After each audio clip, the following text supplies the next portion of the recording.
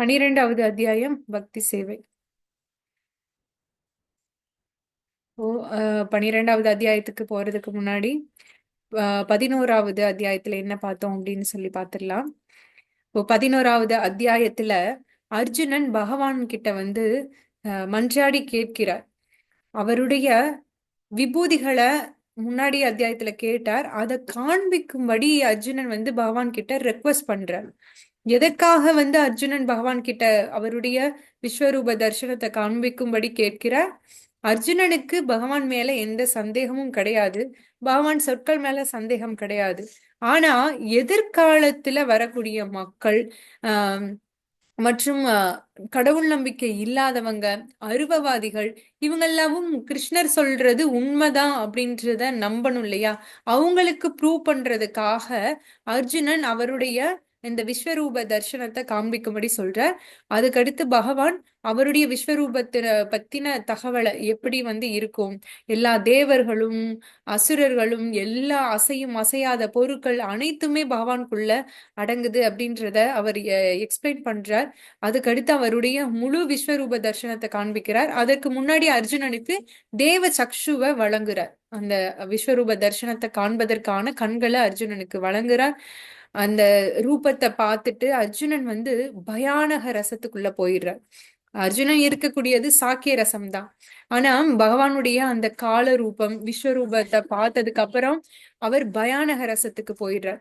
அதுக்கடுத்து எல்லாரும் அவருடைய வாய்க்குள்ள போறத பாக்குறார். பீமர், பீஷ்மர், துரோணர், திருதராஷ்டிரனுடைய அனைத்து புத்திரர்கள், எல்லா படை தலைவர்களும் படை சேனாதிபதிகள் எல்லாருமேவும் அந்த கால ரூபத்துடைய வாய்க்குள்ள போறதையும், அந்த பகவானுடைய பற்கள் அந்த வீரர்களை நசுக்கிறதையும் பார்த்து பயப்பட்டு போயிடுறார்.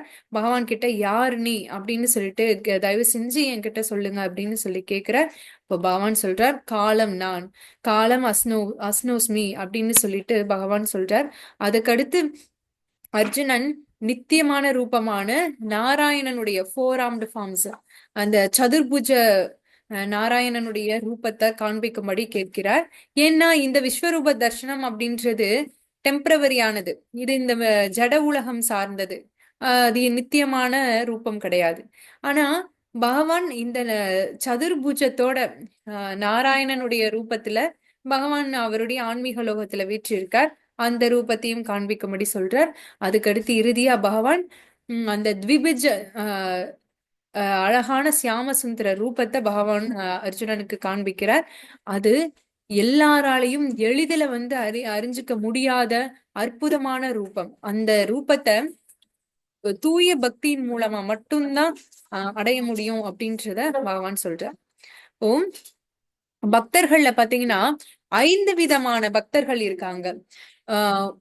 முதல்ல வந்து டாப் மோஸ்ட்ல இருக்கிறது என்னன்னா பியூர் பக்தி தான். தூய பக்தர்கள் தான் டாப் மோஸ்ட்ல இருக்காங்க. 5 வித பக்தர்கள் யார் யார் அப்படின்னா மிக்ஸ்டு டிவோட்டிஸ்.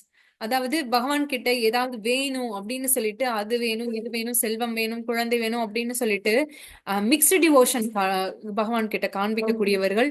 அதுக்கடுத்து தேவர்களை வழிபாடு செய்யக்கூடியவர்கள். அதுக்கடுத்து பகவானுடைய அந்த விஸ்வ ரூபத்தை வழிபாடு செய்யக்கூடியவர்கள். அதுக்கடுத்து பகவானுடைய இந்த அருவ ரூபத்தை, பகவான் உருவமற்ற தன்மையான அருவ பிரம்மனை வழிபாடு செய்யக்கூடியவர்கள் அப்படின்னு 5 விதமான பக்தர்கள் இருக்காங்க. இப்போ இந்த 5 விதமான பக்தர்கள்ல தூய பக்தி தோன்று செய்யக்கூடியவர்கள் தான் டாப் மோஸ்ட்ல வர்றாங்க. அவங்க பகவான் கிட்ட எதையும் எதிர்பார்க்கறது கிடையாது.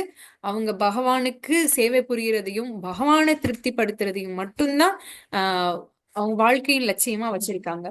இரண்டாவது யார் வர்றாங்கன்னா மிக்ஸ்டு டிவோஷன் காமிக்கக்கூடிய பக்தர்கள். அட்லீஸ்ட் பகவான் கிட்ட வந்து அது வேணும் இது வேணும்னு கேட்டாவது பகவான் கிட்ட வர்றாங்க இல்லையா, கோவிலுக்கு வர்றாங்க இல்லையா, அந்த பகவானுடைய அற்புதமான ரூபத்தை தரிசனம் பண்றாங்க இல்லையா. பகவான் வந்து 4 விதமான மனிதர்கள் என்கிட்ட வருவாங்க அப்படின்னு சொல்றார். துன்பத்துல இருக்கக்கூடியவர்கள், செல்வத்தை வேண்டுபவர்கள், அது மாதிரி ஞானத்தை அடையணும் அப்படின்னு நினைக்கக்கூடியவர்கள், அதுக்கடுத்து ஞானிகள். இந்த 4 பேரும் வந்து என்கிட்ட வர்றாங்க அப்படின்னு சொல்லிட்டு பகவான் சொல்றார். இப்போ ஏதாவது வேண்டியாவது பகவான் கிட்ட வர்றாங்க இல்லையா, அப்போ அவங்க இரண்டாம் நிலை பக்தர்கள். மூன்றாம் நிலை பக்தர்கள் யார் அப்படின்னா, பகவானுடைய இந்த விஸ்வரூப தர்சனத்தை வழிபாடு செய்யக்கூடியவர்கள். பகவானுடைய எல்லா இடங்கள்லயும் இறைவன் நிரம்பி இருக்கார் அப்படின்னு சொல்லிட்டு எல்லாத்தையும் பகவான் சார்ந்து வழிபாடு செய்யக்கூடிய பக்தர்கள் மூன்றாம் நிலை பக்தர்கள். நான்காம் நிலை பக்தர்கள் இந்த தேவர்களை வழிபாடு செய்யக்கூடியவர்கள். தேவ நமக்கு வந்து தேவையானது நிறைவேறினா போதும், வாழ்க்கைக்கு தேவையானது நிறைவேறினா போதும் அப்படின்னு சொல்லிட்டு தேவர்கள் கிட்ட போய் சரணடையக்கூடியவர்கள் நான்காம் நிலை பக்தர்கள். ஐந்தாவது நிலை, கீழ் நிலையில இருக்கக்கூடிய பக்தர்கள் யாருன்னா, பகவான உருவமற்றவர் அப்படின்னு சொல்லிட்டு நினைச்சு பிரம்ம ஜோதி ரூபத்துல யாரு வழிபாடு செய்யறாங்களோ அவங்க இருக்கிறதுலயேவும் கீழ்நிலை பக்தர்களா பகவான் வந்து கருதுறார். இப்போ இந்த 5 விதமான பக்தர்களை பத்தி பகவான் வந்து பகவத்கீதையில விளக்கி இருக்கார்.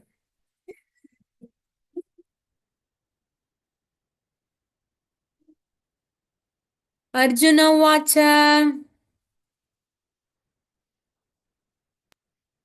अर्जुन उवाच ஏவம் சததயுக்தா ये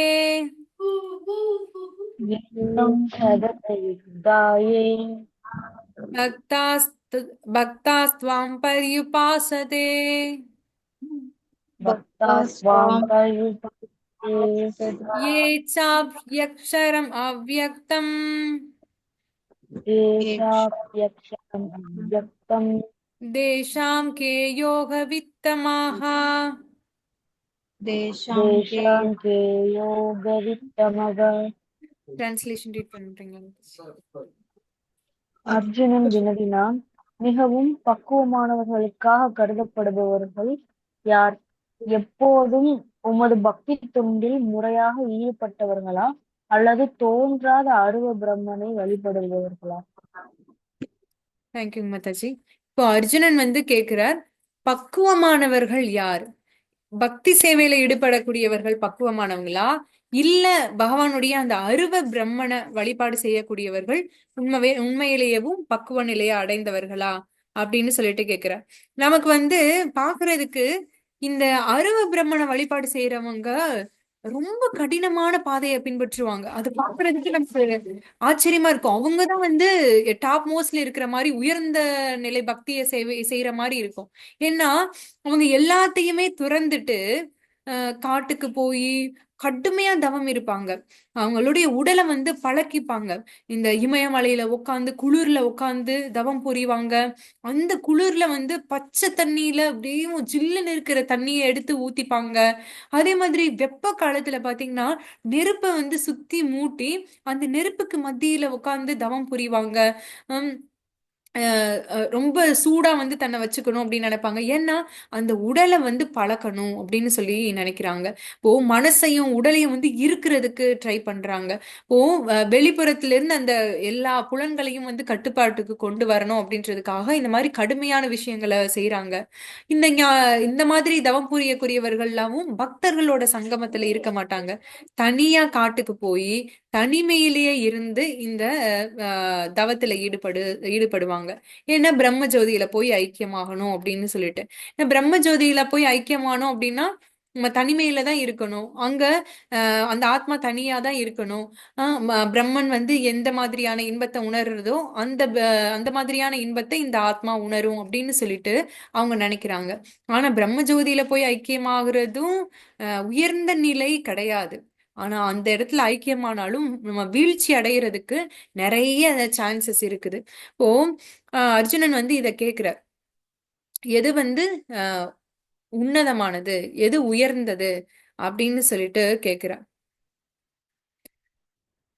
இப்போ பகவான் சொல்றார், கண்டிப்பாக பக்தி சேவை செய்யக்கூடியதுதான் வந்து உன்னதமானது. யார் என்ன உருவ வழிபாடு செய்யறாங்களோ அவங்கதான் உயர்ந்தவங்க. இந்த மாதிரி என்னுடைய அருவ பிரம்மனை வழிபாடு செய்யறவங்களை விட இவங்கதான் உயர்ந்தவங்க. அவங்களாலதான் என்ன அடைய முடியும். ஆனா இந்த இம்பர்சனலிஸ்ட் இருக்காங்க இல்லையா, அருவவாதிகள், அவங்களும் என்னதான் அடைவாங்க. ஆனா பக்தர்களும் என்னதான் அடைவாங்க. ஆனா ரெண்டுக்கும் என்ன வித்தியாசம் அப்படின்னா, இந்த அருவவாதிகள் என்ன பாதி தான் அடைவாங்க, முழுமையா வந்து பகவானை போய் அடையிறது கிடையாது. அப்போ அர்ஜுனன் கேட்கிறார், அது எப்படி வந்து ரெண்டு பேரும் உங்களையே அடைய முடியும் அப்படின்னு சொல்லி சொல்றார். ஏன்னா பகவான் சொல்றார், அந்த அருவ பிரம்மன் அப்படின்றது முழுமையான என்னுடைய நிலை கிடையாது. அது என்னுடைய வெறும் ஒளிதான். என்னுடைய வெளிச்சத்துல போய் அவங்க வந்து ஐக்கியமாகறாங்க, என்கிட்ட வர்றது கிடையாது. ஆனா என்னுடைய உருவத்துக்கு வழிபாடு யாரு செய்யறாங்களோ, உருவ வழிபாடை யாரு செய்யறாங்களோ அவங்க என்கிட்ட என்னுடைய லோகத்துல என் கூடயே இருக்காங்க அப்படின்னு சொல்லி சொல்றாங்க. இதுல ஒரு ஃபேமஸான ஸ்டோரி வந்து சொல்லுவாங்க. ஒரு நகரத்திலிருந்து ஒரு மனிதர் ட்ரெயின்ல ஒரு கிராமத்துக்கு போறார். அந்த கிராமத்துக்கு போன உடனேவும் கிராம மக்கள்லவும் இந்த நகரவாசிய ரொம்ப பாக்குறதுக்கே வித்தியாசமா இருக்க, பேண்ட் ஷர்ட் எல்லாம் போட்டு வித்தியாசமா இருக்க, ரொம்ப கியூரியஸா அவங்கள வரவேற்கிறாங்க. நீங்க எங்க இருந்து வர்றீங்க, எப்படி இங்க வந்தீங்க இப்படின்லாம் கேக்குறாங்க. அப்போ அந்த மனிதர் சொல்றார், நான் நகரத்துல இருந்து வர்றேன், நான் ட்ரெயின் வழியா தான் இங்க வந்தேன் அப்படின்னு சொல்லி சொல்றார். ட்ரெயினா? ட்ரெயின் எப்படி இருக்கும் அப்படின்னு சொல்லி கேக்குறாங்க இந்த கிராமவாசிகள். அவரு ட்ரெயின்ல இருந்து இறங்கி அதுக்கடுத்து கிராமத்துக்கு நடந்தே போறார். அதனால இந்த மக்களுக்கு வந்து தெரியல ட்ரெயின் எப்படி இருக்கும்னு, அவங்க பார்த்ததே இல்ல, கிராமத்திலேயே தான் இருக்காங்க, வெளியே போனதே கிடையாது, வெளிப்புற தொடர்பு இல்ல. இப்போ இவங்க கேக்குறாங்க, ட்ரெயின்னா எப்படி இருக்கும் அப்படின்னு சொல்லிட்டு. அப்போ இவர் எக்ஸ்பிளைன் பண்றதுக்கு ட்ரை பண்றார். ஆனா யாராலையும் வந்து அதை புரிஞ்சுக்க முடியல. ஏன்னா இது வரைக்கும் பார்க்காத ஒரு விஷயத்த பத்தி அவர் எக்ஸ்பிளைன் பண்றாங்க, படிப்பறிவு இல்லாத மக்கள். இப்போ இவங்களுக்கு புரியல எப்படி இருக்கும் அப்படின்னு சொல்லிட்டு.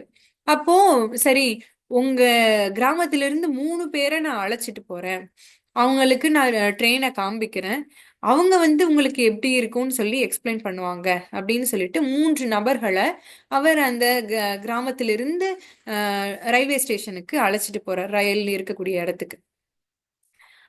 போற வழியில ட்ரெயின் வந்து அந்த ட்ராக்ல வந்துகிட்டே இருக்கு. அந்த ட்ரெயினோட வெளிச்சம், அந்த லைட் இருக்கும் இல்லையா, இருட்டுல போறாங்க. இப்போ அந்த லைட் வந்து லைட்டோட வெளிச்சம் தெரியுது. அந்த வெளிச்சத்தை பார்த்த உடனே, ஓ இதுதான் ட்ரெயினா அப்படின்னு சொல்லிட்டு ஒருத்தர் கேக்குறார். அவர் வந்து ஆமா இதுதான் ட்ரெயின், ட்ரெயின் வருது அப்படின்னு சொல்லி சொல்றார். இவர் அப்போ நான் ட்ரெயினை பார்த்துட்டேன், நான் இத உடனடியா போய் என் கிராமவாசிகளுக்கு சொல்ல போறேன், ட்ரெயின் வந்து வெளிச்சமா இருக்கும் அப்படின்னு சொல்லிட்டு அப்படின்னு சொல்றார். இவர் வந்து ஏன் நில்லுப்பா, முழுசா ட்ரெயினை பார்த்துட்டு போ அப்படின்னு சொல்லி சொல்றாரு. இவர் அவசரப்பட்டுட்டு அப்படியே ஓடிடுறாரு அந்த கிராமவாசி. ஊர்ல போய் மக்கள் கிட்ட, ட்ரெயின் எப்படி இருக்கு தெரியுமா, அது வெளிச்சமா இருக்கும், அதுல நிறைய அப்படியே ஒரு அஹ், பெரிய வெளிச்சம் வந்து வெளிவருது, அதுதான் ட்ரெயின் அப்படின்னு சொல்லிட்டு இவர் ட்ரெயினை பத்தி சொல்றார்.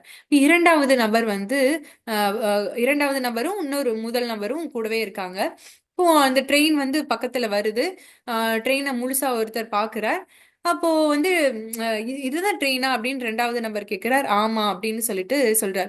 அதுல வந்து என்ஜின் இருக்குது, நிறைய வந்து பெட்டிகள்ல ரயில் பெட்டிகள் வந்து பின்னாடி இருக்குது அப்படின்றதுல பாக்குறாரு. ஓ நான் ட்ரெயினை பார்த்துட்டேன், நான் இத உடனே என்னுடைய கிராமவாசிகள் கிட்ட போய் சொல்ல போறேன்னு சொல்லிட்டு இவரும் போய் ட்ரெயின்ல வந்து என்ஜின் இருக்கும், அதுக்கு பின்னாடி வந்து இந்த மாதிரி பாக்ஸ் பாக்ஸா இருக்குதும் அப்படின்னு சொல்லிட்டு அந்த ட்ரெயினை பத்தி இவர் சொல்றார்.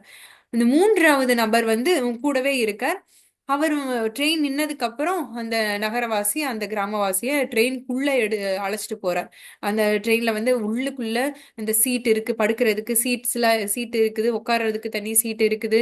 ஆம், அதுல வந்து பேசஞ்சர்ஸ் எல்லாம் இருக்காங்க. அதுல வந்து டீ காஃபி எல்லாம் வித்து வர்றாங்க, எல்லாத்தையும் உள்ள இருக்கிறதெல்லாம் பாக்குறார். இப்போ இவர் வந்து ஓ ட்ரெயின்குள்ள இப்படிதான் இருக்கும், ட்ரெயின்குள்ள ஆட்களும் இருக்காங்க, இந்த மாதிரி உட்கார்றதுக்கு இடமும் இருக்கு, இந்த மாதிரி திங்ஸ் எல்லாம் வித்து கூட வர்றாங்க அப்படின்னு சொல்லிட்டு அந்த ட்ரெயினை பத்தி முழுசா வந்து தெரிஞ்சுக்கிறேன். இப்போ மூணாவது இருக்கக்கூடிய நபர் போய் அந்த கிராமவாசிகள் கிட்ட இந்த மாதிரி ட்ரெயின் இப்படிதான் இருக்கும் எல்லாத்தையும் வந்து டீட்டெயிலா சொல்றேன். இது எதுக்காக சொல்ல வர்றேன் அப்படின்னா, இறைவன் வந்து 3 நிலையில இருக்கார். பிரம்மன், ஆஹ் பரமாத்மா, பகவான் அப்படின்ற 3 நிலையில இருக்கார். இப்போ இந்த 3 நிலைகளை பத்தி யாரு தெளிவா தெரிஞ்சுக்கிறாங்களோ அவங்களால க எல்லாத்தையும் வந்து தெரிஞ்சுக்க முடியும். ஓகே, யார் யாரு எந்த விதமான நிலையில பகவான வழிபாடு செய்யறாங்க அப்படின்ற டீட்டெயிலா நம்ம தெரிஞ்சுக்க முடியும். இப்போ இந்த ஃபர்ஸ்ட் ஆரம்பத்துல அந்த ட்ரெயினோட வெளிச்சத்தை மட்டும் பார்த்துட்டு போனோம் இல்லையா, அவங்க அந்த மாதிரி இருக்கக்கூடியவர்கள் பிரம்ம நிலை, பகவானுடைய அந்த வெளிச்சத்தை மட்டும், உடல்ல இருந்து வெளிவரக்கூடிய வெளிச்சத்தை மட்டும் பார்க்கக்கூடியவர்கள் இந்த பகவானுடைய பிரம்மனை வழிபாடு செய்யக்கூடியவர்கள். இரண்டாவது பரமாத்மா. இரண்டாவது நிலை வந்து பரமாத்மா நிலை, இறைவன் வந்து எல்லாருடைய ஹிருதயத்துக்குள்ளேயும் இருக்கார் அப்படின்னு சொல்லிட்டு தெரிஞ்சுக்க கூடியது இரண்டாவது நிலை. அது வந்து தியான யோகிகளை தெரிஞ்சுப்பாங்க. ஃபர்ஸ்ட் இருக்கக்கூடிய பிரம்ம ஜோதியை தெரிஞ்சுக்க கூடியவர்கள் ஞான யோகிகள். அந்த ஞான யோகத்தின் வழியா அந்த பகவானுடைய பிரம்ம ஜோதியை பத்தி தெரிஞ்சுக்கிறது. அதுக்கடுத்து ரெண்டாவது இருக்கக்கூடிய நிலை பரமாத்மா. அந்த பரமாத்மாவை வந்து தெரிஞ்சுக்கிறது தியான யோகத்தின் மூலமா அந்த பரமாத்மாவை பத்தி தெரிஞ்சுப்பாங்க. அதை வந்து பரமாத்மா ரியலைசேஷன் அப்படின்னு சொல்லுவாங்க. அதுல வந்து இவங்களும் பகவானுடைய அந்த அருவ பிரம்மனை அடையணும்னு நினைப்பாங்க. ஒரு சிலர் பகவானுடைய வைகுண்ட லோகத்துக்கு போய் சேரணும் அப்படின்னு நினைப்பாங்க. இப்போ அவங்களுடைய ஆசையை பொறுத்து இருக்குது. அப்போ யோகிகள் வந்து தவம் பண்ணி அவங்களுடைய ஹிருதயத்தில் இருக்கக்கூடிய பரமாத்மாவை தெரிஞ்சுப்பாங்க. இது வந்து இரண்டாவது நிலை. அப்போ மூன்றாவது நிலை பகவானை பத்தி தெரிஞ்சுக்க கூடியது. அப்போ உள்ள ஒருத்தன் வந்து ட்ரெயினுக்குள்ள போய் எல்லாத்தையும் சீட் இருக்குது, எல்லாத்தையும் பேசஞ்சர் இருக்காங்க, எல்லாத்தையும் பார்த்தாரு இல்லையா? அதே மாதிரி பகவானுக்குன்னு சொல்லிட்டு ரூபம் இருக்குது, பகவானுக்குன்னு ஒரு லோகம் இருக்குது, பகவானுடைய லோகத்திலையும் அங்க ஆட்கள் வசிக்கிறாங்க அப்படின்னு சொல்லிட்டு பகவானுடைய ஒட்டுமொத்த லோகத்தை பத்தியும் பகவானுடைய குணம் லீலை இதெல்லாம் பத்தி தெரிஞ்சுக்க கூடியவர்கள் மூன்றாவது நிலை. அவங்க வந்து பக்தி பக்தி பாதையின் வழியா பக்தி யோகா மூலமா பகவானை தெரிஞ்சுப்பாங்க. இப்போ அவங்களுடைய டெஸ்டினேஷன், அவங்க எந்த டெஸ்டினேஷனை ரீச் ஆவாங்க அப்படின்னா வைகுந்த பிராப்தியை வந்து அவங்களால அடைய முடியும்.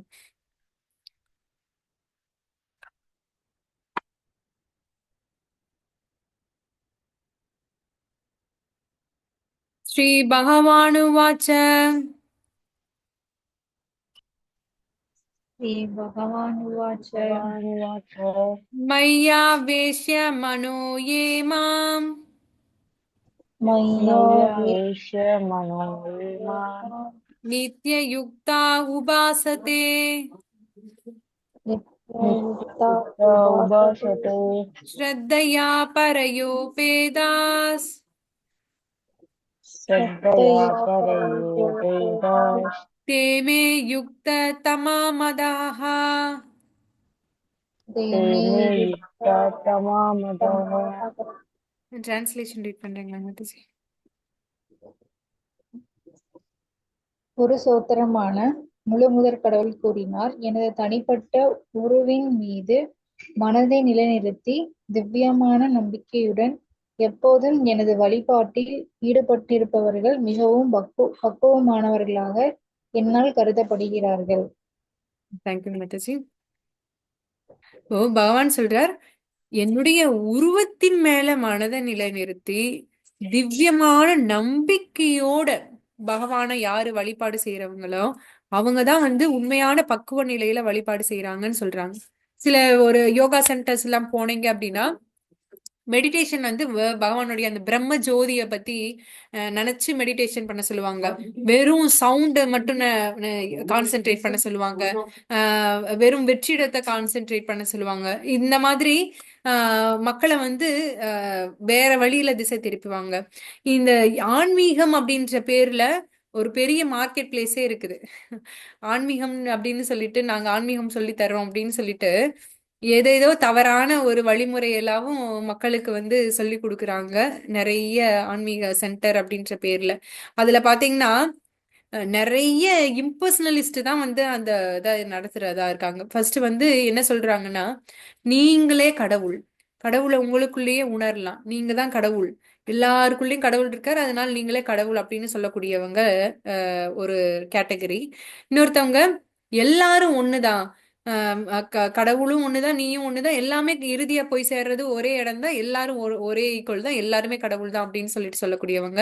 இன்னொருத்தவங்க வந்து குரு தான் கடவுள், கடவுளை விட உயர்ந்தவங்க குரு அப்படின்னு சொல்லிட்டு குருவை உயர்ந்த ஸ்தானத்துல வச்சு அவங்கள குருவை வழிபாடு செய்வாங்க. கடவுளை வந்து இரண்டாவது நிலையில வச்சுதான் வழிபாடு செய்வாங்க.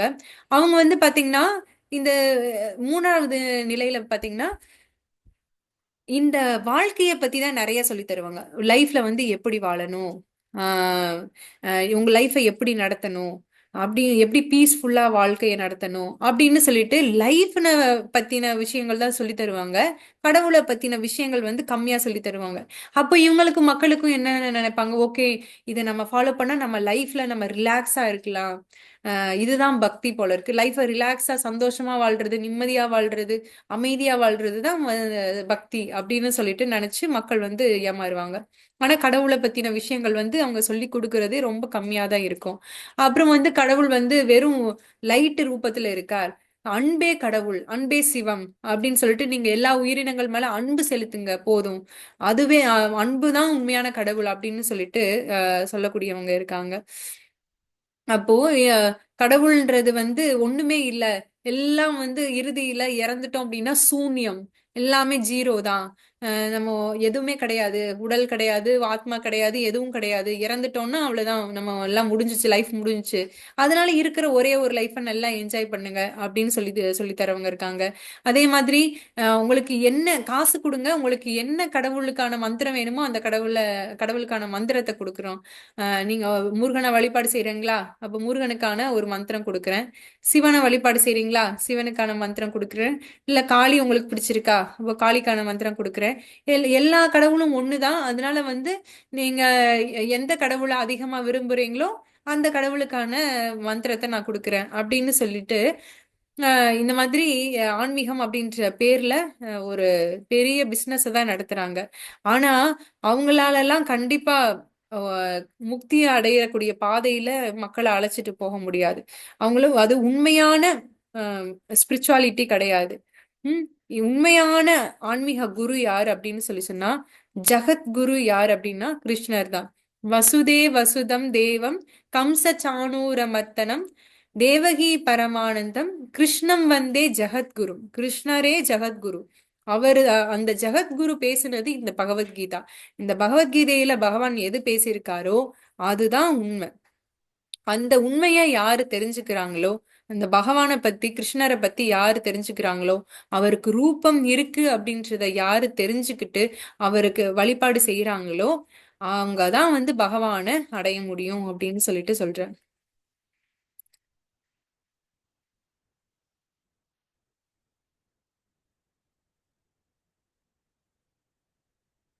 क्लेशातिकदरस्तेषाम् क्लेशाक्षतिकदरस्तेषाम् अव्यक्तासक्तचेदसाम् अव्यक्तासक्तचेदसाम् अव्यक्ता हि कदिर्दुःखम् अव्यक्ता हि कदिर्दुःखम् देहवद्भिरवाप्यते. देहवद्भिरवाप्यते. Translation read பண்றீங்களா? எவரது மனம் பரமனின் தோன்றாத ஆர்வத்தின் பற்றுதல் கொண்டுள்ளதோ அவர்களது வளர்ச்சி மிகவும் கடினமானதாகும். அவ்வழியில் முன்னேற்றம் காண்பது உடலை விடுவதற்கு எப்போதும் சிரமமானதாகும். தேங்க்யூ மாதாஜி. இப்போ பகவானுடைய இந்த அருவத்தன்மைய நினைச்சுக்கிட்டு யாரு வழிபாடு செய்யறாங்களோ அவங்களுடைய பாதை ரொம்ப ரொம்ப கடினமான ஒண்ணு அப்படின்னு சொல்லிட்டு பகவானே சொல்றேன். ஏன்னா நம்மளால மெடிடேஷன் பண்றீங்கன்னா எதுவுமே இல்லாத ஒரு லைட் மேல மெடிடேட் பண்ண சொல்றாங்கன்னா எப்படி நமக்கு வந்து அதுல கான்சென்ட்ரேஷன் போகும். நம்ம அதுல வந்து இன்பத்தையும் காண முடியாது, வெறும் லைட்ல நம்ம இன்பத்தை காண முடியாது. இதுவேவும் பகவானுடைய அழகான ரூபத்தை நீங்க நினைங்க. பகவானுக்கு வந்து அழகான பீதாம்பரை உடை உடுத்திருக்கார். அவர் பர்ஹா பீடத்தை மயில் தொகைய வச்சிருக்கார். நடவரவ புகு கர்ணையோ கர்ணிகாரம், அவர் அழகா ஒரு டான்சர் மாதிரி அழகா ட்ரெஸ் பண்ணியிருக்கார். வைஜெயந்திம் ச மாலாம், வைஜெயந்தி மாலைய வந்து அணிஞ்சிருக்கார். இப்படி சொல்லி இது பண்ணும்போது நம்ம மனசு எவ்வளவு சந்தோஷமா இருக்கு அந்த அழகான திவ்யமான ரூபத்தை பார்த்து இது பண்ணும்போது. அப்போ அந்த ரூபத்துல நம்ம கான்சென்ட்ரேட் பண்ணும்போது நமக்கு இன்பம் கிடைக்குது, நம்மளால ஈஸியா நம்மளுடைய மனதை நிலைநிறுத்த முடியும். வெறும் லைட் மேல கான்சென்ட்ரேட் பண்ணா எப்படி வந்து நம்மளுடைய மனதை நிலைநிறுத்த முடியும்? அந்த பாதை ரொம்ப ரொம்ப ரொம்ப கடினமான ஒண்ணு அப்படின்னு சொல்லிட்டு பகவானே சொல்றார். மய்யேவ மன ஆதத்ஸ்வமயி மய்யேவ மன ஆதத்ஸ்வ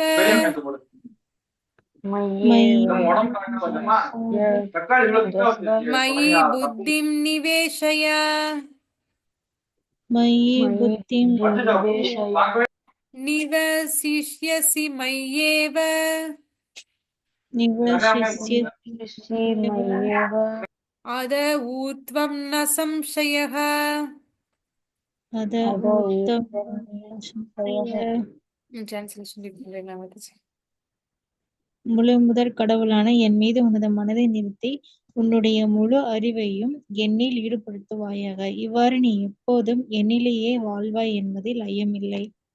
இப்போ பகவான் சொல்றார், என் மேல மனதை நிறுத்து அப்படின்னு சொல்றார். என் மேல மனதை நிறுத்தி என்ன வழிபாடு செய் அப்படின்னு சொல்றார். யார் பகவான் மேல ஆஹ் மனதை நிறுத்தி வழிபாடு செய்யறாங்களோ அவங்களுடைய பக்தி பாதை ரொம்ப ரொம்ப எளிமையா இருக்கு. அவங்க அந்த பக்தி பாதை அப்படின்றது ரொம்ப எளிமை. அவங்களால இந்த பிறப்பு இறப்பு அப்படின்ற பெருங்கடலை ரொம்ப ஈஸியா கிராஸ் பண்ணிட முடியும். எப்படி கன்று குட்டியுடைய குழம்புல தண்ணீர் தேங்கி இருந்தா அந்த தண்ணீரை கடக்கிறது எளிமை இல்லையா? அது மாதிரி பக்தி சேவை செய்யக்கூடியவர்கள் இந்த சம்சார சாகரம் அப்படின்ற பெருங்கடலை இந்த கன்று குட்டியின் பாதச்சுவடுகள்ல இருக்கக்கூடிய நீரை கடக்கிற மாதிரி எளிமையா கடந்துட முடியும் அப்படின்னு சொல்லிட்டு பகவான் சொல்றார். இப்போ ஆஹ் அக்பர் பீர்பால் கூட இருக்கும்போது பீர்பால் கிட்ட அக்பர் சொல்றாரு, எதுக்காக கடவுள் வரணும்? கடவுளுக்கு அவ்வளவு சக்தி இருந்தா அவரு சக்தியை மட்டும் அனுப்பிச்சா போதும் இல்லையா மக்களை சேவ் பண்றதுக்கு? எதுக்கு கடவுளையும் நேரடியா பாதுகாக்கணும் மக்களை அப்படின்னு சொல்லி கேக்குற. அப்போ பீர்பால் சிரிக்கிட்டேவும் உங்களுக்கு ஒரு நாள் அதுக்கு ஆன்சர் சொல்றேன் அப்படின்னு சொல்லிட்டு சொல்றார். இப்போ இந்த மன்னர் வாக்கிங் போய்கிட்டு இருக்கும்போது ஏரி ஏரி பக்கமா வாக்கிங் போய்கிட்டு இருக்கார். அப்போ ஒரு படகுல ஒரு சின்ன பையனை, அந்த மன்னருடைய பையனை படகுல சில வீரர்கள் ஏத்திக்கிட்டு நடு ஏரிக்கு போறாங்க. அங்க போய் அந்த பையனை கீழே தள்ளுற மாதிரி இது பண்றாங்க. அப்போ யாரோ என் பையனை கடத்திட்டு போறாங்க, என் பையனை யாரோ கொலை முயற்சி பண்றாங்க அப்படின்னு சொல்லிட்டு இந்த அக்பரேவும் உள்ள தண்ணிக்குள்ள குதிச்சு நீந்தி போய் அந்த படகை பிடிச்சு எல்லாருக்கூடயும் சண்டை போடுறதுக்கு முயற்சி பண்றாரு. அப்ப பீர்பால் மன்னா மன்னா பொறுங்க பொறுங்க, அவங்க நம்ம வீரர்கள் தான், நீங்க பயப்பட வேணாம் அப்படின்னு சொல்லிட்டு எல்லாரையும் கரைக்கு கொண்டு வந்துடுறாங்க. அப்போ அக்பர் கேக்குறாரு, எதுக்காக நீங்க தான் இது பண்ணீங்களா? எதுக்காக இந்த மாதிரி ஒரு விஷயத்த பண்ணீங்க அப்படின்னு சொல்லி கேட்கும்போது, அண்ணா நேத்து நீங்க ஒரு கேள்வி கேட்டீங்க இல்லையா? எதுக்கு கடவுளே வரணும்? அவருக்கு சக்தி இருந்தா வெறும் சக்தியை மட்டும் அனுப்பலாம்ல, அவர் சக்தியின் மூலமா வேற ஆட்களை அனுப்பலாம்ல, அவரே எதுக்காக அந்த மக்களை காக்க வரணும் அப்படின்னு சொல்லிட்டு கேட்டீங்க இல்லையா? அதுக்கான விடைதான் இது. உங்களுடைய பையன் அப்படின்னு சொல்லிட்டு தெரிஞ்ச உடனேவும் நீங்களேவும் தண்ணிக்குள்ள குதிச்சு காப்பாத்துறதுக்கு போனீங்க இல்லையா? நீங்க அரசர் தானே, உங்களுக்கு கீழே எத்தனை வீரர்கள் இருக்காங்க. இப்போ அந்த வீரர்கள் அழைச்சு என் பையனை காப்பாத்துங்க அப்படின்னு சொன்னா அவங்க காப்பாத்திட்டு போறாங்க. ஆனா நீங்க ஏன் நீங்க குதிச்சு போய் உங்க பையனை காப்பாத்தணும்? அதே மாதிரிதான் பகவானும், பகவானுடைய குழந்தைகள் எல்லாரும் இந்த லோகத்துல கஷ்டப்படுறாங்க அப்படின்னு சொல்லி தெரிஞ்சதும் அவரேவும் நேரடியா மக்களை காப்பாத்துறதுக்கு இங்க வர்றார் அப்படின்னு சொல்றார். ஸ்ரீமத் பாகவதம் 8வது ஸ்கந்தத்துல கஜேந்திரனுடைய லீலை இருக்கும். அந்த கஜேந்திர மோட்சத்துல பகவான கஜேந்திரன் அந்த முதலையுடைய பிடியில மாட்டிக்கும் போது அவர் வேற வழி இல்லாம அங்க இருக்கக்கூடிய தாமரை மலரை பறிச்சு ஆதி மூலமே அப்படின்னு சொல்லிட்டு அழைக்கிறார். அழைச்ச உடனேவும் பகவான் கருடனுடைய கருடன் முதுகுல ஏறி உட்கார்ந்து சீக்கிரம் போ கருடா, சீக்கிரம் போ அப்படின்னு சொல்லிட்டு அவரை வேக வேகமா பறக்க சொல்லுவார். ஆனா கருடனுடைய வேகம், அவரும் ஸ்பீடா தான் பறப்பார். ஆனா அவருடைய பக்தனை காப்பாத்தணும், பக்தன் ஆபத்துல இருக்கான் அப்படின்னு சொல்லிட்டு அவர் அவ்வளவு துடிக்கிறாரு, சீக்கிரம் போய் காப்பாத்தணும் அப்படின்னு சொல்லிட்டு. இவரே அந்த கருடன் மேல சுமந்துக்கிட்டு நாராயணன் அந்த கருடன் கஜேந்திரன் இருக்கக்கூடிய இடத்துக்கு போற. அங்க போய் என் கருடன் மேல ஏறி உட்கார்ந்து அந்த முதலையுடைய பிடியிலிருந்து கஜேந்திரனை காப்பாத்துறார், கஜேந்திரனுக்கு மோட்சத்தை கொடுக்கிறார். இப்போ பகவானுக்கு பக்தர்கள் எப்ப கூப்பிடுவாங்க, எப்போ அவங்கள பாதுகாக்கணும் அப்படின்னு சொல்லிட்டு துடியா துடிக்கிறார். ஏன்னா எல்லாருமே பக்தர்கள் எல்லாரும் அவருடைய சொந்த குழந்தைகள் அப்படின்றதுனால. அதனால இந்த பக்தி பாதை அப்படின்றது ரொம்ப ஈஸியான ஒண்ணு அப்படின்னு சொல்லிட்டு சொல்றார் பகவான். அந்த பக்தியின் பாதையின் மூலமா ஒருத்தரால ஈஸியா இந்த லோகத்தை கடக்க முடியும் அப்படின்னு சொல்றார்.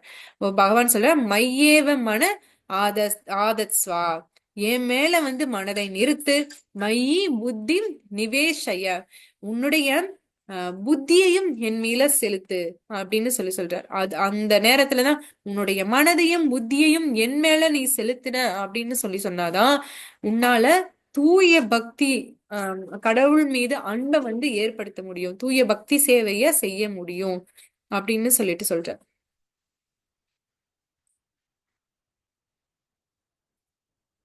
அத சித்தம் சமாதாதும்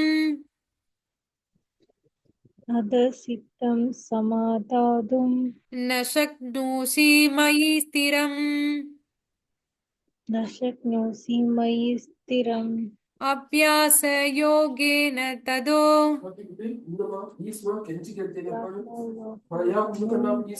மாம் இச்சாப்தும் தனஞ்சய.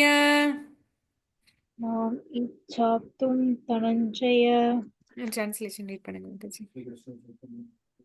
செல்வத்தை வெல்பவனான எனது அன்பு அர்ச்சுனா, உனது மனதை என் மீது பிறலாது நிலைநிறுத்தி முடியாவிடில் பக்தி யோகத்தின் ஒழுக்க நெறிகளை பின்பற்றுவாயாக. என்னை அடைவதற்கான விருப்பத்தினை இதன் மூலம் விருத்தி செய்வாயாக. தேங்க்யூ மாதாஜி. இப்போ ஒருவேளை பகவான் மேல தூய பக்தி செலுத்த முடியல, தூய அன்பை என்னால செலுத்த முடியல அப்படின்னு சொன்னா பகவான் ஒரு ஸ்டெப்பு கீழே இறங்கி, சரி உன்னால அது செய்ய முடியலையா, அட்லீஸ்ட் இதை செய் அபியாச யோகேன்னு, இந்த சாதனா பக்தியை பண்ணு. இந்த சாதனா பக்தியை பண்றதின் மூலமாவது உனக்கு வந்து இறுதியா உனக்கு என்னை வந்து அடையணும் அப்படின்ற ஆசையாவது பிறக்கும். சாதனா பக்தி வந்து ராகானுக பக்திக்கு எடுத்துட்டு போகும். இது வந்து வைதி பக்தி சாதனா பக்தின்னு சொல்லுவாங்க.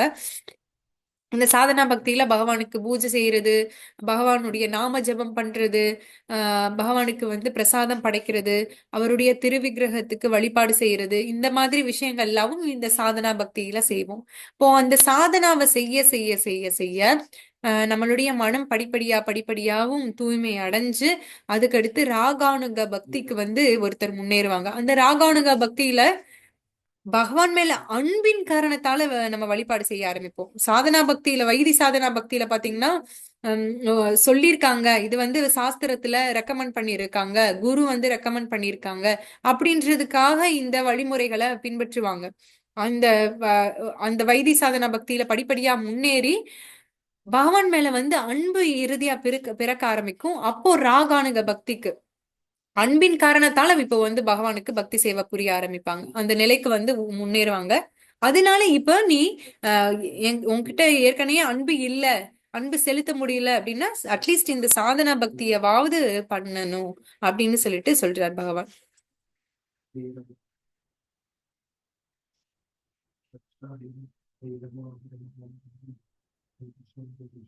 அப்யாசேப்யசமர்த்தோசி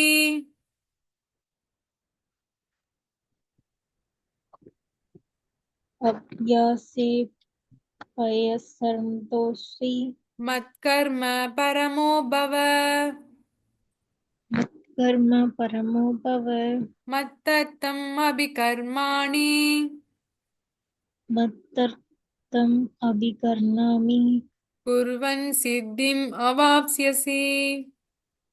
குர்வன் சித்திம் அவாப்ஸ்யசி. டிரான்ஸ்லேஷன் ரீட் பண்றீங்களா மாதாஜி?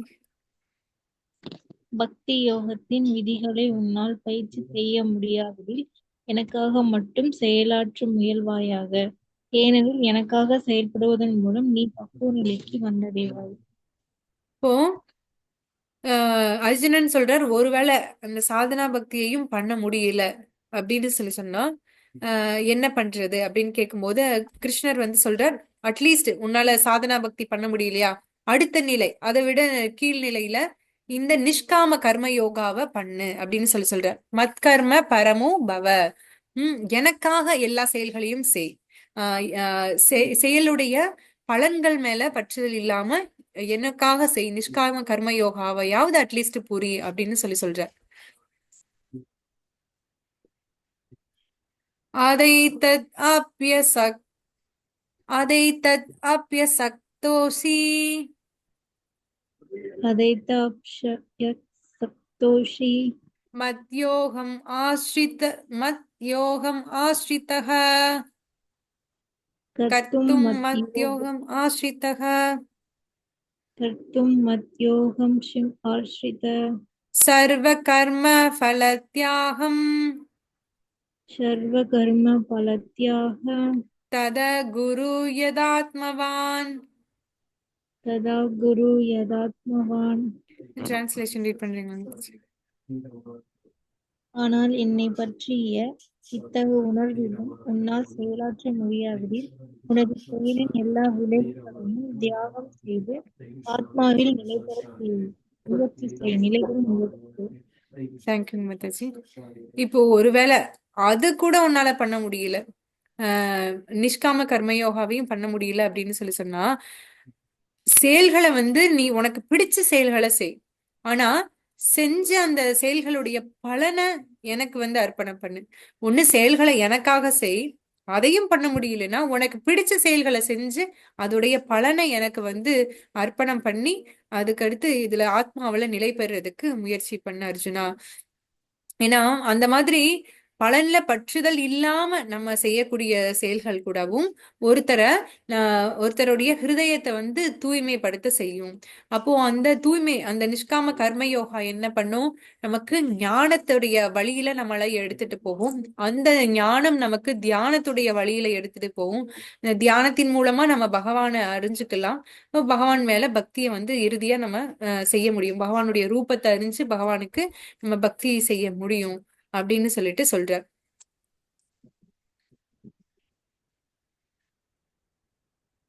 ஸ்ரேயோ ஹி ஞானம் அப்யாசாத்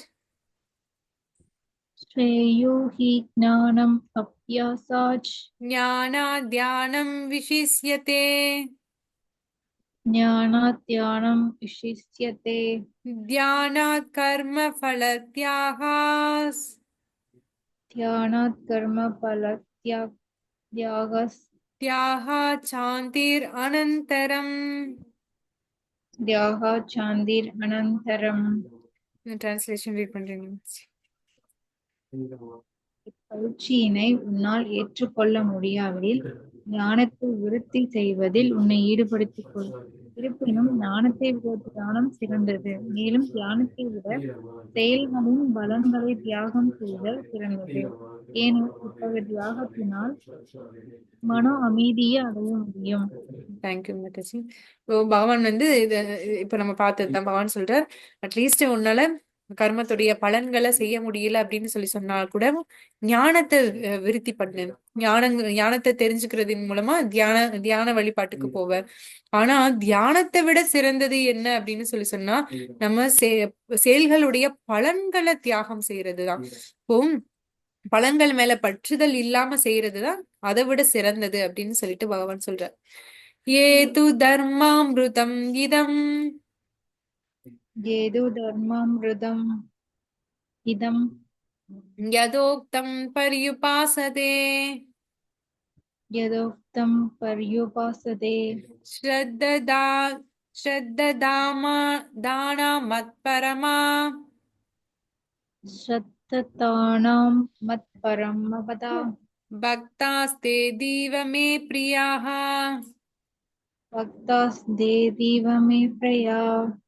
டிரான்ஸ்லேஷன் பக்தி தொண்டு என்னும் இந்த அழிவற்ற பாதையை பின்பற்றி என்னை பரம இலக்காக வைத்து நம்பிக்கையுடன் தன்னை ஈடுபடுத்துபவர்கள் எனக்கு மிக மிக பிரியமானவர்கள்.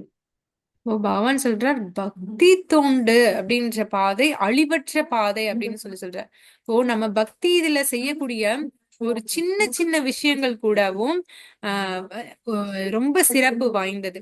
பகவான் என்ன கேட்கிறார், பத்திரம் புஷ்பம் பழம் தோயம் யோமே பக்தியா பிரயச்சதி ததகம் பக்தி உபகிருதம் அஸ்னாமி பிரயதாத்மனக அப்படின்றார். ஒரு நீரோ பழமோ இலையோ பகவானுக்கு அன்போட ஒரு பூவோ அன்போட நம்ம அர்ப்பணம் பண்ணா பகவான் அதை ஏற்றுக்கிட்டு மனமகிழ்றார் அப்படின்னு சொல்றாரு இல்லையா. அப்போ பக்தி பாதையில நம்ம செய்யக்கூடிய ஒவ்வொரு சின்ன சின்ன விஷயங்களும் நிலையானது, நித்தியமானது. இந்த பக்தி சேவையில நம்ம முழுமையா நம்ம பரிபூர்ண இதை அடையலைனாலும் கூடவும் அடுத்த ஜென்மத்துல நமக்கு நம்ம செய்யக்கூடிய இந்த பக்தி சேவை கூடவே நம்ம கூட வரும். அதுல இருந்து நம்ம அடுத்த ஜென்மத்துல வந்து நம்ம பக்தி பாதையில மேன்மேலும் முன்னேறுவோம். இப்போ பகவான் சொல்றார், இந்த பக்தி பாதையில அழிவற்ற பக்தி பாதையில ஈடுபட்டு என்ன பரம இலக்கா வச்சு யாரு நம்பிக்கையோட என்ன வழிபாடு செய்யறாங்களோ அவங்க எனக்கு ரொம்ப ரொம்ப பிரியமானவர்கள் அப்படின்னு சொல்லிட்டு பகவான் சொல்றார்.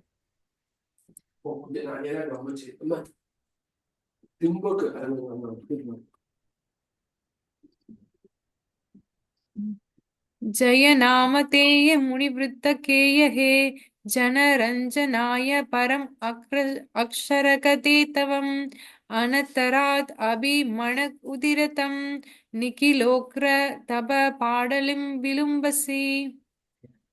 கிருஷ்ண நாமஸ்தகம் வசனம் 2. ஓ ஹரிநாமா, ஓ முனிவர்களால் பாடப்பட்ட நாமம், ஓ மக்களுக்கு பேரின்பத்தை அளிக்கும் ஆளிலை ஸ்லோகங்களே, ஒரே ஒரு முறை உன்னை பேசினாலும், உன்னை அவமரியாதையாக பேசினாலும் அனைவரின் பல துன்பங்களையும் ஒரே அடியாக நீக்குகிறாய். இல்ல, இந்த பகவானுடைய இந்த புனித நாமத்தை உச்சாடனம் பண்ணி பக்தி சேவையில ஈடுபடுறது அப்படின்றது உன்னதமான ஒண்ணு. ஏன்னா சிரவணம் கீர்த்தனத்துல இருந்துதான் பக்தி சேவை ஆரம்பமாகுது. பகவானுடைய நாமத்தை சும்மா ஒரு விளையாட்டுக்காக கிண்டல் பண்றதுக்காக ஒருத்தர் வந்து சொன்னா கூடவும் பகவான் வந்து அதை உடனே ஏத்துக்கிறார். ஒரு காட்டுவாசி காட்டுக்குள்ள போற அப்போ ஒரு காட்டு பன்றி அவரை தாக்குறதுக்கு வருது. அப்போ இவர் வந்து ஹராம் ஹராம் ஹராம் அப்படின்னு சொல்லிட்டு கத்துறார். காட்டு பன்றிய ஹராம் ஹராம் சொல்லி கத்துறார். அப்போ அந்த சமயம் பாத்தீங்கன்னா இந்த காட்டு பன்றி அவரை முட்டி அவரை வந்து கொலை செஞ்சிடுது. அவர் இறந்துடுறார். அப்போ அவரு இறக்கும் போது ஹராம் ஹராம் ஹராம்னு சொல்லிக்கிட்டே இறந்ததால பகவான் அதை கூடவும் ஹராம் அப்படின்னு சொல்லிட்டு ஏத்துக்கிட்டு அவருக்கு வந்து முக்தியை கொடுத்தார். இப்போ பகவானுடைய நாமத்துக்கு எவ்வளவு கருணை இருக்கும் அப்படின்னு பாருங்க. பகவானை விட பகவானுடைய நாமம் வந்து ரொம்ப ரொம்ப கருணையானது. அப்பேற்பட்ட நாமத்தை நம்ம தெரிஞ்சோ தெரியாமலோ சொன்னா கூடவும் நமக்கு பலன் உண்டு. அந்த நாமத்தை நம்ம எப்பயும் பகவானுடைய நாமத்தை தொடர்ந்து சொல்லிக்கிட்டே இருக்கணும். அது நம்பிக்கையோட சொல்லணும், பக்தியோட சொல்லணும். அந்த மாதிரி யாரு சொல்றாங்களோ அவங்களால பகவானை எளிமையா அடைய முடியும். இப்போ பக்தி சேவை தான் இருக்கிறதுலயும் டாப் மோஸ்டான ஒண்ணு அப்படின்றத பகவான் இங்க சொல்றார். பகவானுடைய உருவத்துக்கு திரு விக்கிரகத்துக்கு நம்பிக்கையோட யார் வழிபாடு செய்யறாங்களோ அவங்கதான் உயர்ந்த பக்தர்கள். ஞானிகளை விட தியானிகளை விட யோகிகளை விட வந்து உயர்ந்த பக்தர்கள் பகவானுடைய ரூபத்துக்கு திரு விக்கிரகத்துக்கு வழிபாடு செய்யக்கூடியவர்கள் அப்படின்னு சொல்லிட்டு இந்த பக்தி யோகா பாதையில பகவான் சொல்றார்.